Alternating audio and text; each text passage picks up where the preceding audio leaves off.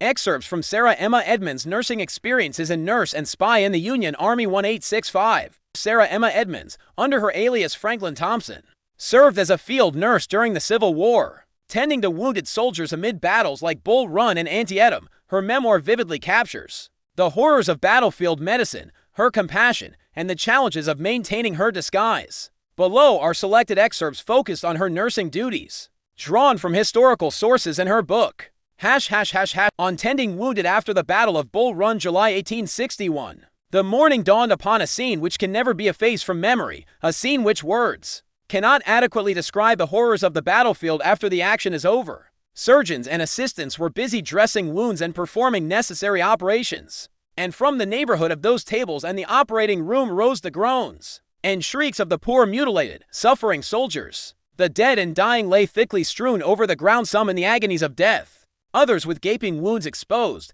faint from the loss of blood, begging in vain, perhaps, for water and succor. All, or nearly all, were stripped of some portion of their clothing by the inhuman wretches who are always found prowling over a battlefield after an action is over, plundering the dead and wounded alike. I saw one poor fellow, who had a ghastly wound in his head, sitting against a tree, utterly unconscious of the fact that he was minus coat, vest, and one boot. His pockets were turned inside out, and everything stripped from his person which was considered worth taking. The ambulance corps were gathering up the wounded and carrying them to the field hospitals, but there were hundreds who had to lie on the field all that long July day, with the scorching sun beating upon their wounds until the coolness of the evening or of the ensuing night. It was heartrending to hear their cries and groans as we went among them, administering cordials and all sorts of drinks, which were gratefully received by the poor fellows. The ambulance corps worked faithfully and indefatigably in removing the wounded to the hospitals, and as soon as one poor fellow was removed from our sight,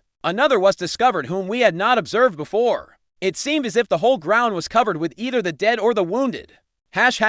On nursing a dying soldier and maintaining her disguise, and one of the surgeons requested me to remain with a young wounded lieutenant until he should die, which would be in a very short time. I sat down beside him, and after giving him some cordial, asked if I could do anything more for him. He looked up so earnestly in my face and said, "Yes, yes. If you will stay with me and hold my hand till it is all over, that is all I ask. It is so horrible to die alone among strangers." Poor fellow! His mind seemed to wander. Then he opened his eyes wide and grasped my hand still tighter, as if afraid I would leave him. He commenced talking to his mother and sister as if he were at home with them, and all the while the death glaze was settling on his eyes. He grew colder and colder. I wrapped his blankets close around him, but it was of no avail. He was dying. He opened his eyes and looked up in my face and said, "Mother, is that you? Mother, I am glad you have come. Goodbye, Georgie." His hand relaxed its hold of mine. He was dead. I closed his eyes and spread my handkerchief over his face. He seemed so young to die, only 19 years old and so far from home and friends.